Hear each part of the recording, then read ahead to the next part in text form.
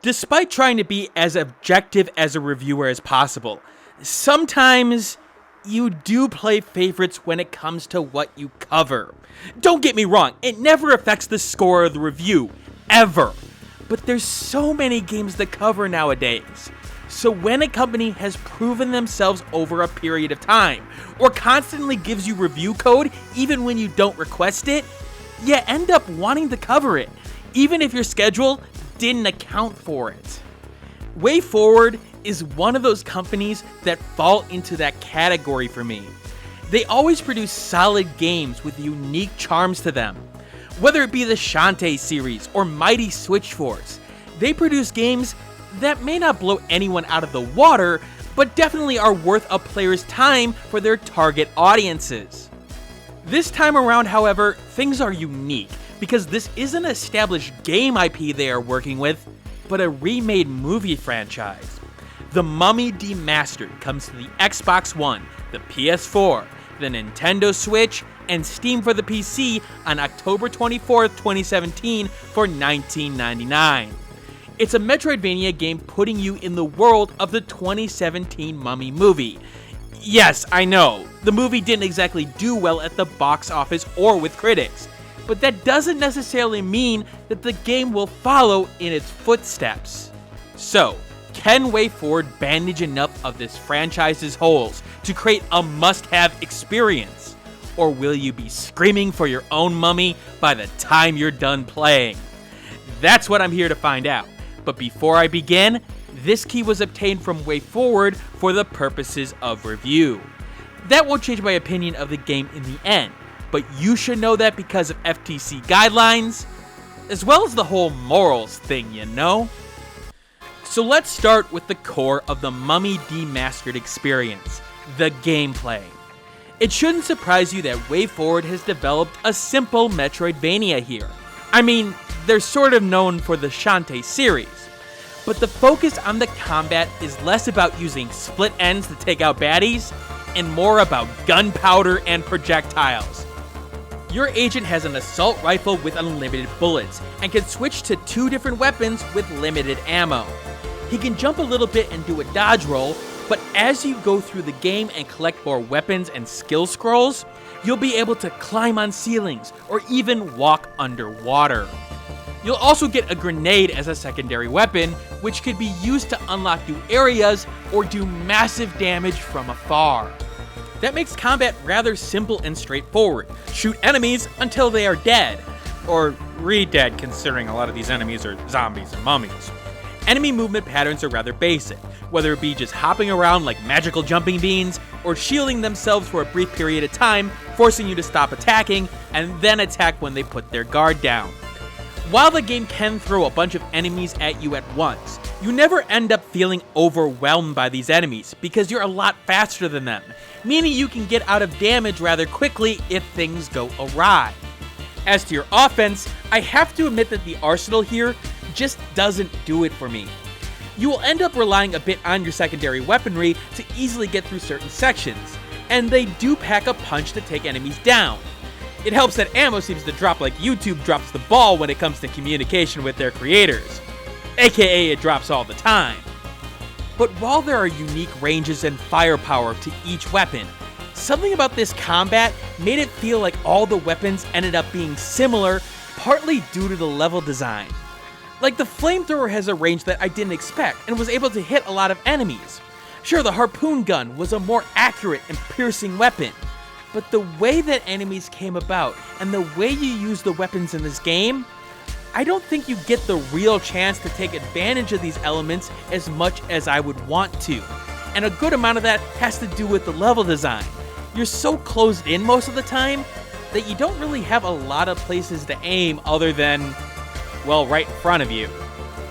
The controls are pretty solid and give you the control to hit enemies rather easily, but I think it's almost too much control. Again, the speed here is the key element I want to focus on. It's very easy to avoid damage here if you don't necessarily see an attack coming rather quickly.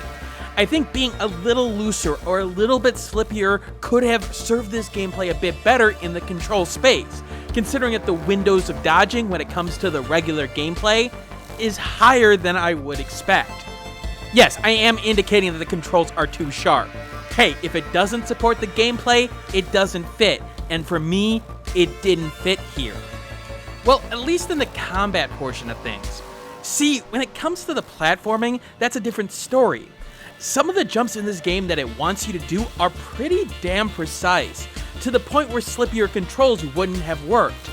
It's weird. Despite Wayforward's history in the genre, I don't remember their games ever being enclosed as much they are in the Mummy Demastered, which actually shows in some of the hiccups in their level design and enemy placement. Take this room transition. Note the type of firing pattern used by this spider in the enclosed space, how quickly that it happens, and how really you're going to take damage here. If the room was a bit more open, then it would work better, but with it being so enclosed, you're just sitting there wondering what you should have done in order to successfully get through this section without taking damage. There's a couple of instances like this in the game, which really stand out because I know Wayforward knows the design elements here, and this feels very unlike them. Actually, the level design as a whole is very different. You've got a good mixture here between more vertical elements and long hallways, and you've got obvious spots where you need new skills in order to pass.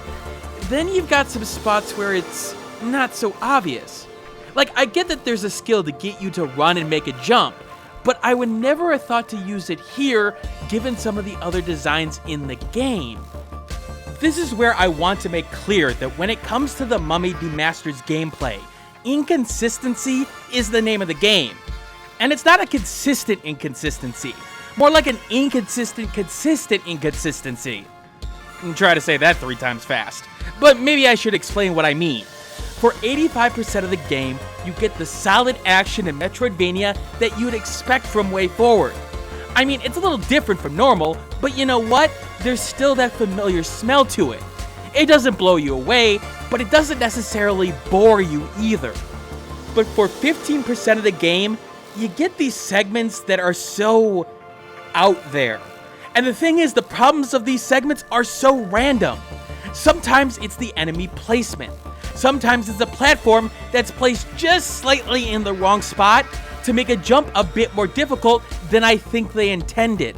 Sometimes it's an innate clue in the level design that you're supposed to follow that ends up going nowhere. When it comes to this game's flow, these segments break it hard, and that's a big problem when it comes to a game that doesn't necessarily have a singular strength in its gameplay that stands out. A game's rhythm can overshadow some of the weaker elements of gameplay if you get into that groove. Sadly, the Mummy Demastered stops you in its tracks at times, and that's when I really started noticing the game's flaws. Take the health system, for example. Like Metroid Samus Returns, save points in this game don't heal your character, which adds to the challenge a tiny bit when going through the regular gameplay, which was vastly needed. However, unlike Metroid Samus Returns, you don't have a good system to regenerate health via a health station. I mean, when you get the overall health upgrades, you can go back to that upgrade and get health from these stations. The problem here is simple though. They aren't exactly in the best places for when you actually need the health.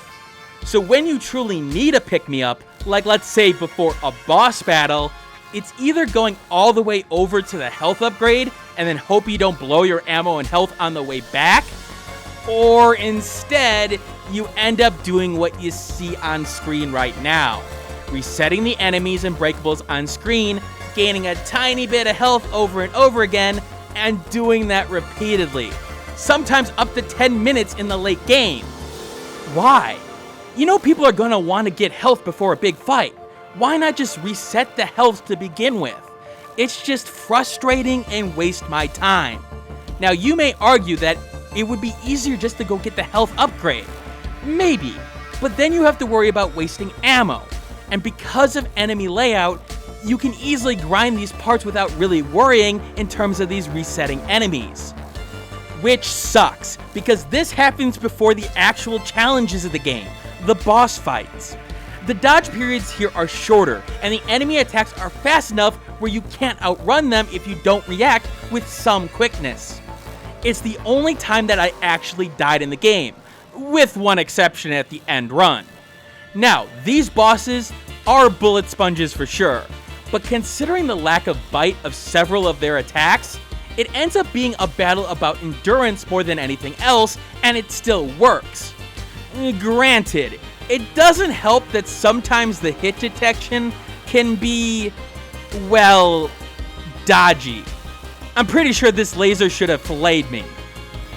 Oh, by the way, speaking of odd mechanics, if you die, your soldier actually becomes an enemy, being reborn as a zombie, and you take control of a new agent.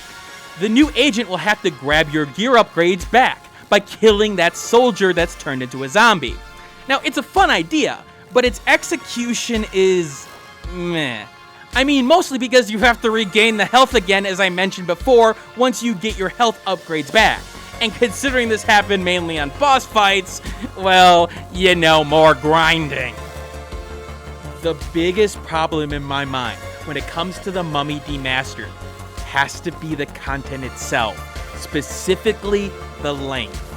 It took me about 4.5 hours to beat the game. In that time, I found 85% of the map and 50% of the items, so there's still time that I could spend on the game. Now, I'm not saying that the value isn't appropriate to the cost of $20 here. Again, I'm one that argues that games may be severely undervalued for their experiences, especially in the indie marketplace. But take a look at the list of the games that you can get for the same price of the Mummy Demastered. Hollow Knight, Ori and the Blind Forest, Axiom Verge, Rabby Ribby, Shantae Half Genie Hero, made by the same publisher. And that's the problem. Most of those games are anywhere from 8 hours to 25 hours. And those games have some more unique elements to it. You know, I probably should also mention the game's technical elements and performance. I played the PC version of the game, and it clocked in at 60 FPS with minimal frame drops. As in, if there were drops, I didn't notice them during the normal gameplay, with the exception when my antivirus software decided that now was a good time to act. As for the PC controls, I still preferred the controller here, even though the keyboard controls are passable. Something about having the control sticks and the lock-on button in the configuration on the Xbox One controller is just a lot nicer than the keyboard for some reason. But when playing with the keyboard, I didn't notice anything innately wrong with it. Input was precise, and while aiming with the keys was awkward for me, it worked the way I would expect it to. As for options, that's where things really fell apart on the PC version. First, only a master sound slider? No music separate slider? Come on now, Wayforward, you know better than that. Resolutions go up to 1080p here, and there is a full screen in windowed mode, but no borderless full screen. There's also no graphics options to choose here at all, and although it's not an intensive game, that is sorta meh in the nowadays PC world. Also, you have bindable keys for the keyboard, but not for the controller. Options are great and all, but let's move on and talk a little bit about this presentation.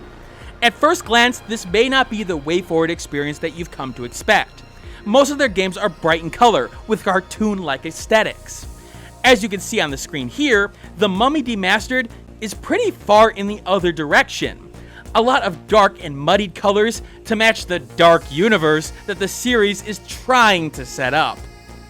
But don't think that the different color palette is entirely a bad thing.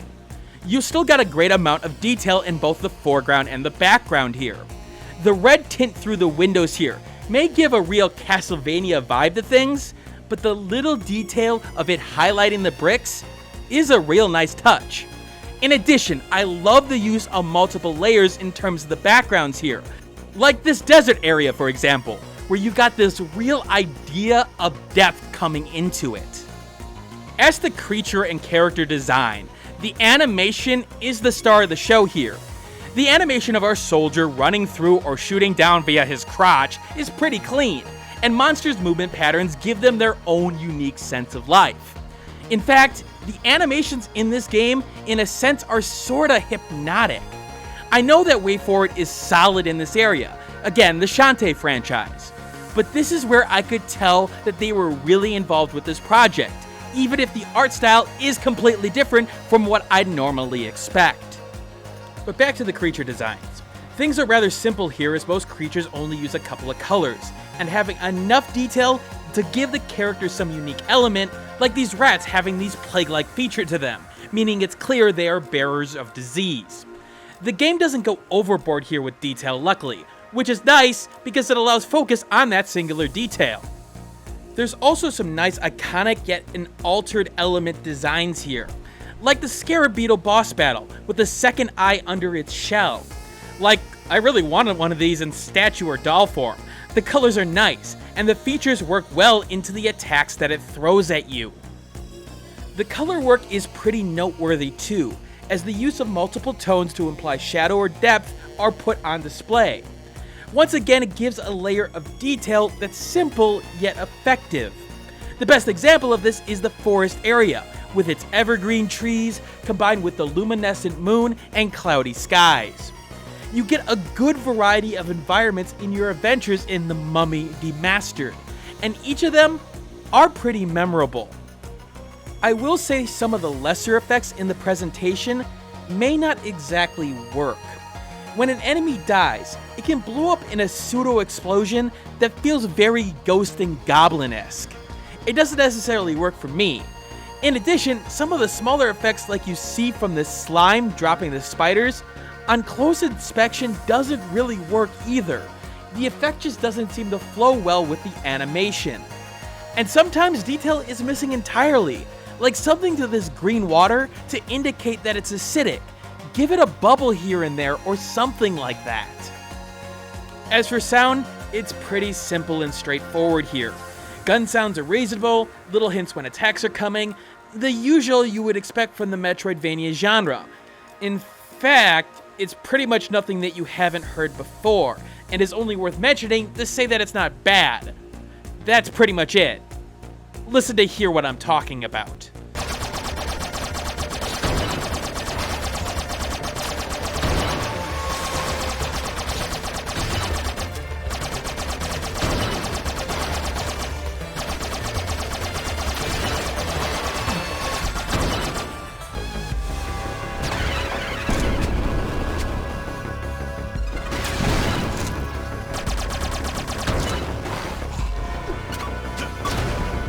The music fares a little better, complementing some of the dark and dreary nature of the catacombs that you go through, while being upbeat during the boss fights when you need them to be. It does a good job of complementing what the game's mood is at the time, and that's pretty much what you should expect out of a title like this. Listen to hear what I'm talking about.